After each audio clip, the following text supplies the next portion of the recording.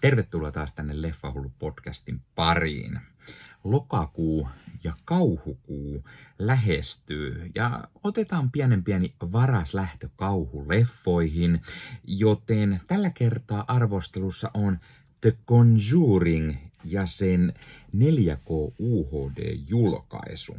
Eli kiitos FS Studion, sain tämän leffan arvostelun kappaleen, joten totta kai päätin sen katsastaa ja kertoa sitten mietteet. Ja koska tämä on taas 4K UHD-arvostelu, niin tämmöinen julkaisuarvostelu, niin kerron myös mietteet kuvanlaadusta ja äänenlaadusta ja ekstroissa ja mitä mieltä niistä sitten olen.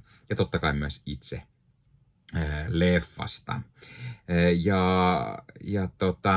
Ensinnäkin täytyy sanoa, että tämä oli tosi hyvä arvostelukappale, koska tämä leffahan on tämä julkaisu on ihan uusi. Tämä leffa on tosiaan tullut siis vuonna 2013, mutta tämä 4K-julkaisu tästä leffasta on siis tullut ihan just. Ja tämä on myös hyvä siinä mielessä, koska 4.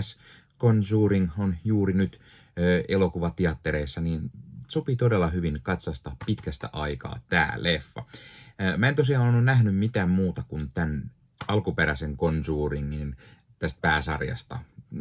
Ekan Annabellen ja Tokan Nunnan. Tokas Nunnasta on muuten arvostelu myös kanavalla. Ja nyt oli siis hyvä palata pitkästä aikaa tämän leffan pariin, mistä mä en muista mitään muuta kuin, että tämä oli muistaakseni ihan hiton pelottava leffa ja ehkä osittain yksi syy, miksi mä koskaan katsonut myöskään niitä jatko-osia. Mutta ennen kuin tästä puhutaan, niin täytyy totta kai mainita, että hei, jos katsot YouTuben puolelta, niin pistä peukkuun, jos tykkäät tästä, pistä kanava tilaukseen, muistutukset kellosta päälle näitä aina, koska tulee uutta sisältöä, ja se tietenkin auttaa myös kanavaa kasvamaan. Leffahullu-kanavan jäseneksi voi myös liittyä, ja sillä tavalla tuet myös kanavaa, ja näet jaksoja ennakkoon. Tämäkin olet mahdollisesti nähnyt jo ennakkoon, ja siellä on tällä hetkelläkin useampi video, mitä voi katsoa ennakkoon. Ja kiitos oikein paljon kaikille jäsenille. Ja muistakaa myös laittaa kommentteja. Mielellään juttelen aina kaikkien toisten leffafanien kanssa. Jos olette tämän leffan nähneet, niin tosi mukavaa aina vaihtaa mielipiteitä, mitä mieltä kukakin on ja mistäkin leffoista ja niin. Mutta aloitetaan nyt tästä Conjuring-leffasta. Eli mä en muistanut, että tämä eka leffa alkaa sillä pikku Annabelle-teaserillä, eli mennään Annabelle, tämmöinen pikku keissi, missä sitten varenit on, ja sitten lopussa myös tiisataan pikkusen lisää Annabelle, eli just ennen kuin alkaa, Annabelle sai oman spin-offin, ja näissä kaikissa leffoissa, mä katsoin niitä muitakin meinaan tämän jälkeen, ja niistä tulossa myös arvostelua, niin ne kaikki alkaa vähän niin kuin jollain keissillä ja sitten siirrytään vasta siihen päätarinaan niin sanotusti. Mitä mä sanoisin tästä leffasta?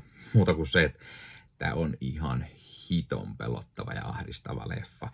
Siinä oikeasti Siis mä tiesin, että tää oli sellainen, mutta tää oli ehkä vielä enemmän mitä mä muistin. Ja tää on just niinku semmoista mä kaipaan kauhuleffalta. Moni kauhuleffa nykyään on semmoista pari pöötä ja that's it.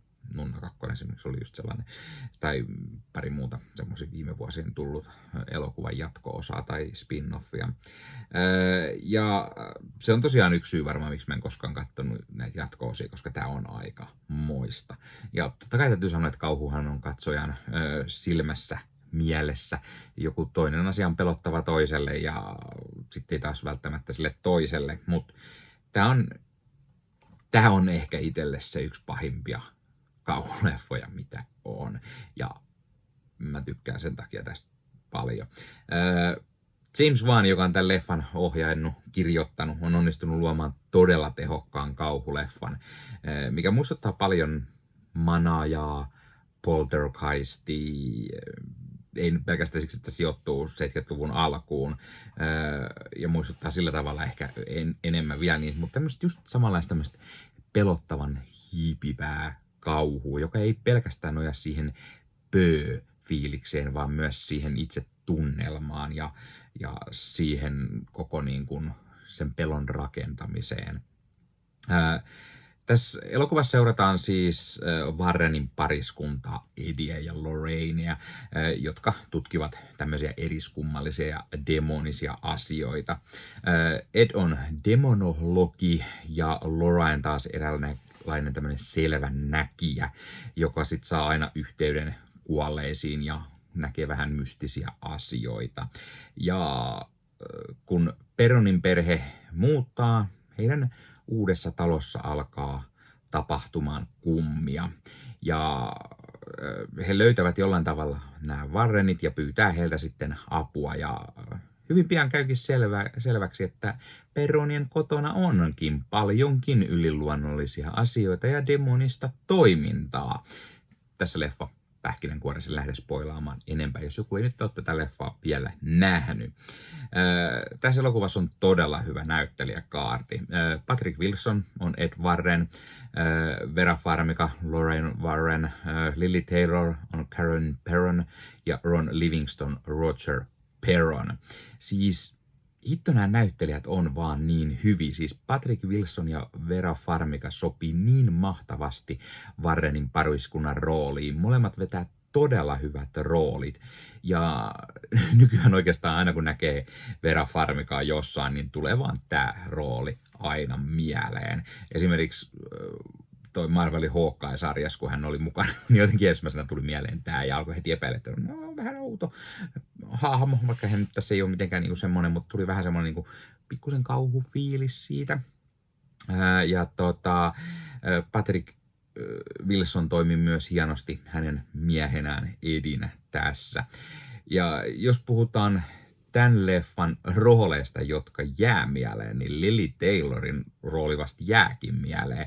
Ja hän on tosi vaikea nähdä missään leffassa, ettei ajattelisi hän tämän leffan roolissa. Siis se on jotenkin niin ihanan semmoinen creepy paikoitellen ja semmoinen, mitä kaikkea hänen hahmonsa tässä kokee, niin todella mahtava roolisuoritus. Ron Livingston on myös hyvä roolissa, mutta jää kyllä pahasti näiden kolmen muun varjoon. Tässä leffassa nähdään myös Joey King, Hayley McFarland, Stanley Casuelle, Shannon Cook, Josh Brothenton ja niin poispäin. Ja siellä on myös ihan hyviä roolisuorituksia kultakin heistä.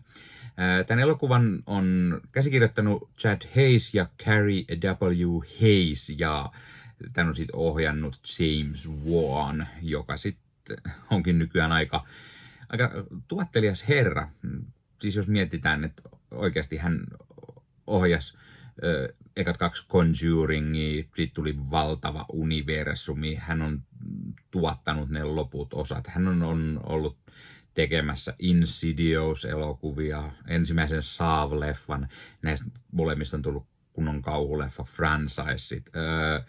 Hän on tehnyt yli miljardin dollarin tuottanutta leffaa, Fast and Furious 7, joka on mielestäni yksi parhaimpia Fast and Furious-leffoi, sekä Aquaman 1 ja no sen ei niin suosittu 2, mutta se eka osa on kyllä mielestäni myös todella hyvä. No se siitä. Tässä ekas Conjuring-leffassa vaan kaikki on jotenkin niin kohdillaan. Siis se on oikeasti hiton pelottava. Se on kunnon semmoista hiipivää kauhua, jota rakennetaan pitkän aikaa. Siinä on pelottavia asioita. Ja onhan siinä myös muutamia todella tehokkaasti tehtyjä jumpscareja, mutta niitä ei ole niinku liikaa, eikä tämä ole pelkästään niitä, joten tämä on myös semmoinen kunnon ahdistava kokemus. Leffassa on todella hyvä kuvaus ja se tuo lisää tähän näin, kun tämä on kunnon tämmöinen kauhuleffa ja lavastus, puvustus, maskeeraukset, ne vasta onkin, varsinkin kun tulee se demoninen pahuus tässä mukaan. Ja tässä on paljon kunnon pimeitä kohtauksia, niin kuin kauhuleffassa kuuluukin olla, ja aina ei tiedä, mitä siellä pimeydestä tulee. Myös leffan musiikit ja äänimaailmat on todella mahtavat, ja siis oikeasti ne auttaa tekemään tästä entistä pelottavamman, ja ne oikeasti on, tässä on ehkä yhdessä parhaimmat äänimaailmat, mitä kauhuleffoista on, tai ainakin mitä itselle tulee mieleen. Tää on kaikin puolin vaan todella hyvä leffa. Ja se on niin saakelin pelottava, niin kyllä mä annan tälle arvosanaksi 10/10. Ihan vaan siksi, että tää on yksi pelottavampia kauhuleffa, mitä mä tiedän, ja sen takia mä tykkäsin todella paljon. Tää on hiton pelottava, tää on hienosti tehty, todella hyvä tarina, ja näyttelijät vetää hyvin roolejaan, niin mitä muuta kauhuleffa vaatii. Tää siis vaan jotenkin toimii. Ja tästä tuli tosiaan fiilis katsoa ne kaikki loputkin osat, ja onneksi ne löytyykin HBO Maxilta, ja mä sieltä sitten kattelin. Niistäkin on arvostelua tosiaan tulossa. No, puhutaan sitten tästä 4K UHD-julkaisusta, eli kuva on 239 yhteen. Tämä on todella terävä 4K-kuva. Paikoin semmoista pientä oudon pehmeyttä tulee ihmisten ehkä kasvoilta. Ne näyttää oudon silotelluilta, mutta en tiedä johtuuko se sitten, että on upscalattu 4K, koska tätä ei ole kuvattu 4K:na, ei tätä kuvattu filmillä, niin se on sitä kautta sitten upscalattu 4K:ksi, niin se saattaa hieman vaikuttaa. Mutta siis mikä tärkeintä, niin kauhuleffasta kun on kyse, niin musta on todellakin mustaa, ja tässä on todella paljon pimeitä kohtauksia, ja ne vaan toimii todella hyvin. Tässä on myös paljon semmosia vaatteissa, matoissa, semmosia kirkkaita värejä, ja ne näyttää todella hyviltä. Ja siis tää on paljon parempi kuin Blu-ray-julkaisu. Mulla on tästä ekasta hyllyssä myös se Blu-ray, ja Blu-rays usein on ongelma se, että pimeiskohtauksia, niin ne menee semmoiseksi kauhean rakeiseksi mössöksi ja sitten semmoinen outo niin vaalean suttunen, mutta kun tässä on HDR, 4K HDR-levy, niin sen ansiosta 4K ei ole tätä samaa ongelmaa. Ja vähän jännä, koska mä myös kuulin, että kun tässä fyysisessä levyssä on HDR 10, kun sitten taas ilmeisesti digitaalisessa julkaisussa 4K-versiossa on Dolby Vision, että minkä takia ne ei sitä tähän tuonut. No, ei sillä väliä. Tämä on todella hyvä kuvanlaadulta, ja mä annan arvosanaksi 9/10. Pientä minusta niistä oudon sileistä naamoista, mitä oli. Äänipuoli. Äänet on todella hyvät, vaikka tässä onkin vaan DTS HD-äänet. DTS HD Master Audio 5.1, siis Dolby Atmos olisi ollut parempi. Tässä leffassa on paljon sellaisia kohtauksia, mikä olisi hyödyntänyt Atmosta mielestäni todella hyvin. Ja koska siis tässä leffassa on todella mahtava äänisuunnittelu. Äänillä mä annan silti sen 9/10, koska tämä leffa tässä on vaan niin hyvä se äänimaailma, ja se on varsin toimiva se DTS-ääniraita myös olisi. Mutta miinus just se, että se ei ollut sitä Atmosta, koska mun mielestä se olisi ollut hyvä, se olisi tuonut sen lisäulottuvuuden ja pikkusen enemmän semmoista niin kuin munaa tähän näin. Extrat. Tässä on ihan ok määrä ekstroi. Tässä on tämmönen Scariest of them all. 8-minuuttinen pätkä käy läpi näyttelijöiden mieleen jääneitä pelottavia kohtauksia ekasta ja tokasta leffasta. Eli jos et ole nähnyt tokaa, niin se spoilaa pari pelottavaa kohtausta, mitä siinä on. Onneksi mä katsoin sen tokan ennen kuin mä katsoin nämä ekstrat. Mutta se on 8-minuuttinen pätkä, eikä siinä nyt ehdi ole kuin muutama pikku muistelu. Mutta se on ihan uusi, se on kuvattu tätä julkaisua varten. Sitten tässä oli Reflections of Conjuring, semmoinen 7 minuutin pätkä, missä jutellaan kohtauksia, arvotellaan vähän, mistä kohtaukset mikäkin on. Siinä on oikea Lorraine Warren myös mukana, ja hänestä hieman puhutaan. Sitten on The Conjuring, Face to Face with Fear, 6,5 minuuttinen, missä on tämä oikea Perronin perhe kertomassa, mitä heille tapahtui, ja Lorraine Warren, siis tämä oikea, myös kertoo tästä keissistä. A Life in Demonology, 15 minuuttia. Tämä kertoo enemmänkin tästä oikeasta Warrenin perheestä, Edistä ja Lorraineista ja heidän tarinastaan.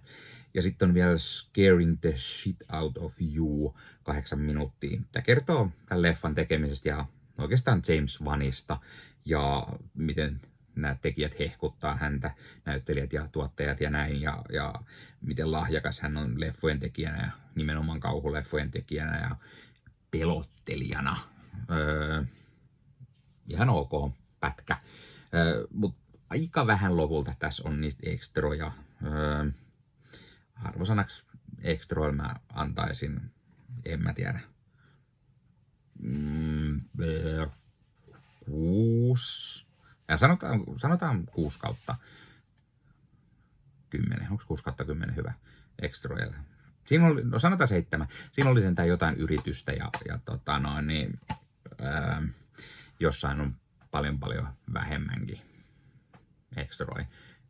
Eikä niinku hyödynnetty mitenkään. Mä tykkäsin, että tässä oli paljon niitä ekstroja, mitkä hyödynsit, kertoi niistä alkuperäisistä oikeista varreneista. Ja sitten oli nämä oikeat perronit myös mukana. Mutta tämmönen. Mä suosittelen todella paljon. Kannattaa käydä ostaa sitä 4K julkaisu ihan itselleen. Tästä on hyvä taas. Mäkin ajattelin nyt, kun mä innostuin, mä katsoin 2. ja 3. Mä ajattelin mennä ehkä 4. katsoa leffaa. Ja katsotaan ehkä niitä spin-off-leffojakin. Mutta niistä lisää sitten lokakuussa, kun kauhukuu kunnolla alkaa. Hei, pistä kommentteja. Mitä sä mieltä sä oot tästä leffasta? Ootko sä nähnyt? Tykkäät? Et? Miksi et? Mikä on sun suosikki tässä elokuvasarjasta? Tai mikä on sun all time favorite kauhuleffa? Löytyykö sulta tää 4K-julkaisu itseltäsi? Mitä mieltä sä oot sen kuvan laadusta, äänenlaadusta tai ekstroista? Tai innostutko tämän takia hommaamaan itsellesi tämän 4K-julkaisun? Pistä kommenttiin. Ja nyt myös koodilla LEFFAHULLU saat 10% alennuksen Kulttileffakaupasta. Eli kannattaa käydä katsomassa. Kulttileffakaupasta löytyy kulttileffoja aimo-annos. Eli semmoisia vähän legendaarisia leffoja, mistä on tullut kulttiklassikoita, niin löytyy Kulttileffakaupasta. Siellä on DVDtä, Blu-raytä. Osassa ei välttämättä ole suomenkielisiä tekstityksiä, ne on tuontiversioita, mutta ne on kuitenkin kaikki tämän Eurooppa eli B-alueen tai kakkosalueen julkaisuja. Kannattaa käydä katsastamassa ja tosiaan koodilla LEFFAHULLU yhteen kirjoitettuna ja isolla saat 10% alennusta sitten loppusummasta. Eli kannattaa käydä tilailemassa itselleen kulttileffoja. Kulttileffakauppaan kanssa tehdään myös kaikennäköistä muuta kivaa lähiaikoina.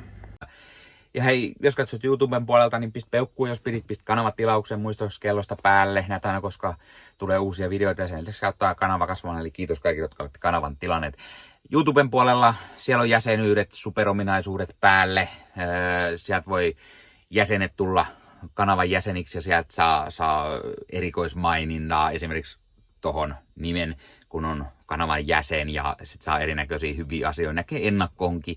Esimerkiksi tämänkin on nähnyt varmasti jo aikaisemmin, jos on kanavan jäsen, tämän videon sieltä ja muita videoita tulee. Esimerkiksi täällä on paljon täällä leffahuoneessa kaiken näköistä, mistä on tulossa lähiaikoina varmasti video, niin niitäkin näkee sitten ennakkoon, kun on kanavan jäsen. Joskus tulee jopa pelkästään jäsenille tarkoitettuja videoita. Ja sen lisäksi on kaikki korostettuja vastauksia ja tila- tämmöisiä merkkejä ja muuta kaikki. Kyllä te tiedätte YouTube-juttut. 0,99 € kuussa tai 2,99 € kuussa, niillä saa erinäköisiä asioita, kun tilailee tai on kanavan jäsen. Ja niitä supertykkäyksiä, superkommentteja, kaikkea voi laittaa, niin siitä tulee muutamat 10 sentit sitten tähänkin suuntaan. Eli kiitos kaikille, jotka olette niitä laittaneet. Ottakaa Leffahullu somekanavat haltuun, Instagrami, TikTokki, Facebook-sivusto, jäne. Meikäläinen tekee Marvel Podcast Suomea, Star Wars Podcastia ja sitten sen lisäksi meikäläinen kuuluu Leffamediaan, jos on yli 30 sisältöä, jotka rakastavat leffoja ja sarjojen katsomista, niiden arvostelemista ja kaikkeen leffoja ja sarjoihin liittyvää. Sieltä löytyy leffa- ja sarja-aiheiset uutiset, huhut, trailerit, sieltä löytyy haastatteluja, kaikennäköistä leffoja ja sarja-aiheesta. No niin, tämä oli Leffahullu podcast tällä kertaa. Ei muuta, ensi kertaa. Se on moro.